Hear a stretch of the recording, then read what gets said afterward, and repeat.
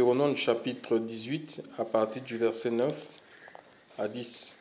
Lorsque tu seras entré dans le pays que l'Éternel ton Dieu te donne, tu n'apprendras point à imiter les abominations de ces nations-là. Oui. Continue le verset 10, oui. Qu'on ne trouve chez toi personne qui fasse passer son fils ou sa fille par le feu, personne qui exerce le métier de devin, d'astrologue, d'augure, de magicien, d'enchanteur, personne qui consulte ceux qui évoquent les esprits, qui disent la bonne aventure, personne qui interroge les morts. Car quiconque fait ces choses est un abomination à l'Éternel, et c'est à cause de ces abominations que l'Éternel ton Dieu va chasser ces nations devant toi. Donc, oui, tu peux continuer, oui. Tu seras entièrement à l'Éternel ton Dieu, car ces nations que tu chasseras écoutent les astrologues et les devins, mais à toi l'Éternel ton Dieu ne le permet pas. L'Éternel ton Dieu te suscitera du milieu de toi, d'entre tes frères, un prophète comme moi, vous l'écouterez. Oui, voilà. Donc ici, c'est une ordonnance que Moïse reçoit et il transmet cette ordonnance aux enfants d'Israël dont il avait la charge. Donc, et vous savez que ce pays, ce peuple est sorti de l'Égypte et Dieu les avait promis la terre de Canaan. Et cette Canaan-là était habitée par plusieurs nations. Canaan étant le nom générique de tous les habitants qui habitaient ce bout de terre. Donc voilà, et ces gens, ici, il nous est dit qu'ils faisaient des choses qui étaient en abomination en fait, aux yeux de Dieu. Et ces choses-là nous sont citées en fait. Parmi ces choses qui étaient en abomination devant le Seigneur, pour le Seigneur, nous avons, donc il y a l'occultisme en fait.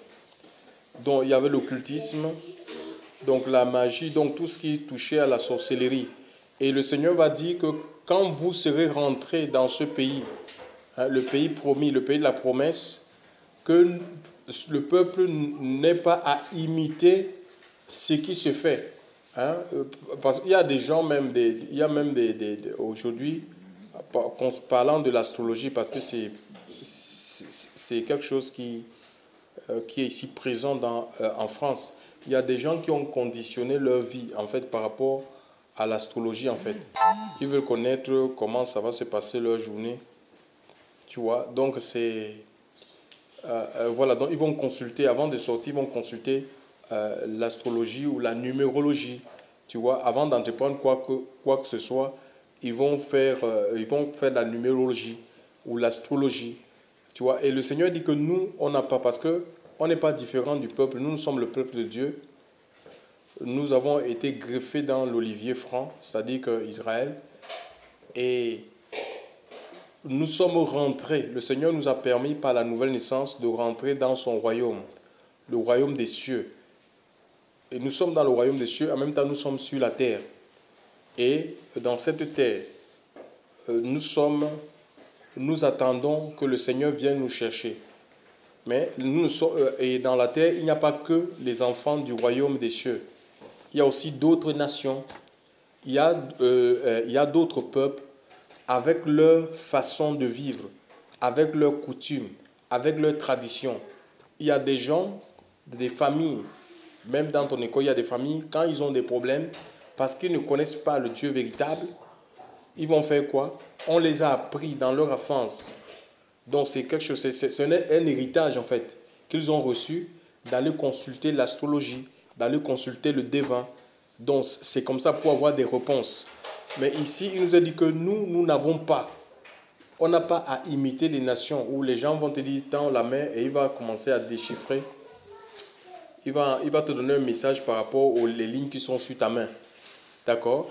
En tant qu'enfant de Dieu, nous n'avons pas à suivre ce genre de procédé. D'accord? Et nous avons la parole du Seigneur, elle nous suffit. La parole de Dieu est suffisante pour guider nos vies. Si nous voulons des réponses, nous avons la parole du Seigneur. Nous trouvons, si nous avons des questions, nous pouvons trouver des réponses dans la parole de Dieu, mais aussi dans la prière. D'accord? Il faut prier le Seigneur et Dieu va te donner une réponse par rapport à ton problème. Donc, on n'a pas recours à la magie. Dans la Bible, il y a des gens qui ont exercé la magie. La magie, c'est incompatible avec le christianisme. Donc, on ne peut pas être un chrétien et pratiquer la magie. Ça veut dire qu'on ne s'est jamais repenti. Par exemple, nous avons dans le livre de Luc, Actes chapitre 19. Tu peux lire Actes chapitre 19, verset 19. Actes chapitre 19, verset 19.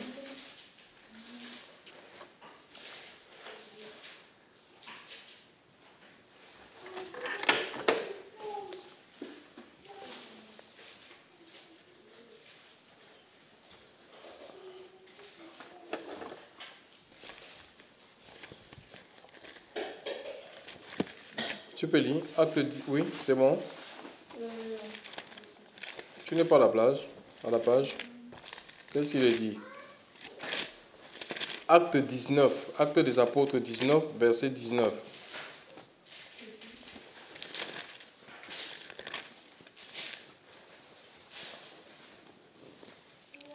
Vas-y, lis.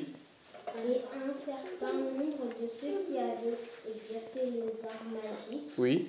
ayant apporté leurs livres, les brûlèrent devant tout le monde.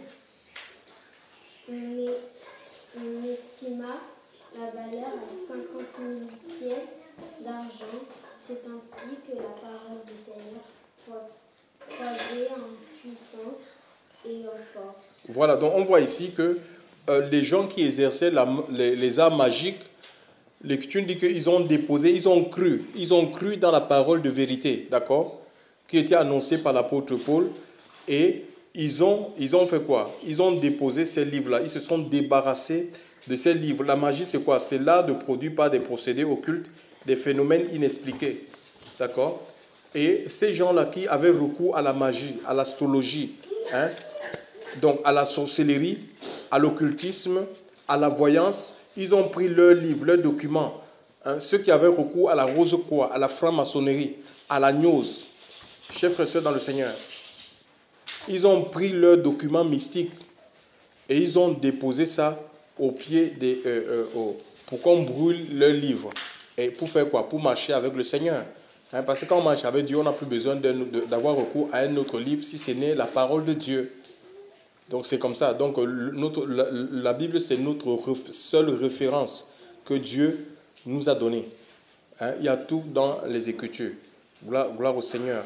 Et même les coutumes, il faut qu'on sorte aussi des coutumes, parce que les coutumes des hommes sont une vanité. Jérémie chapitre 10, à partir du verset 1 à 3, on peut lire ça. Jérémie 10, verset 1 à 3, je vais lire. Écoutez la parole que l'Éternel vous dit, maison d'Israël, ou Église du Seigneur. Ainsi dit l'Éternel, n'apprenez pas le chemin des nations et ne soyez pas effrayés des signes des cieux, car les nations s'en effraient, car les statuts ou les coutumes des peuples sont une vanité. D'accord? C'est une vanité, donc on n'a pas besoin de soumettre nos vies aux coutumes, aux traditions des nations. La seule coutume que nous devons pratiquer, c'est la coutume du royaume. Alléluia. Voilà, donc on est plus allégé comme ça. Que le Seigneur nous bénisse, qu'il nous fortifie, et qu'il nous aide vraiment à focaliser nos vies uniquement sur sa parole. On n'a pas besoin d'autre chose que de la parole de Dieu. D'accord? Voilà. Les réponses, on les a à travers la parole de Dieu. Le Seigneur a donné son esprit. Il nous révèle par le Saint-Esprit des choses qui sont cachées. D'accord? Voilà. Et il peut nous révéler l'avenir par le Saint-Esprit, pas par d'autres procédés, pas par des procédés occultes. D'accord? Gloire à Dieu. Mais nous déplorons la magie qui a infiltré l'Église du Seigneur aujourd'hui, que les gens même, ils rentrent avec des serpents, ils rentrent avec des cercueils dans les assemblées ça ne meut personne en fait. C'est dommage. On n'a pas besoin de tout ça en fait. Le Seigneur a prêché la parole de Dieu, il a travaillé, il était soumis au Saint-Esprit et l'Esprit de Dieu lui révélait les vies des personnes en fait. Donc voilà, et c'est l'Esprit de Dieu qui révèle les choses. D'accord? Et quand l'Esprit veut, ce n'est pas qu'on va essayer de Saint-Esprit, Saint-Esprit, Saint-Esprit. Non. Hein? C'est des choses qui se font naturellement. Alléluia. Le Seigneur nous révèle sa pensée naturellement, il nous révèle l'avenir naturellement. Hein? Donc on n'a pas à forcer à quoi que ce soit pour avoir les révélations du Seigneur. Hein? Ce n'est pas de la sorcellerie ou de la magie. On va dire que oui, il faut aller voir telle sœur. Elle va se mettre à consulter. Chaka. Saint-Esprit, montre-moi. Non, ce n'est pas comme ça en fait. Ce n'est pas de la sorcellerie. D'accord? Ce n'est pas de la sorcellerie. On ne pratique pas la sorcellerie.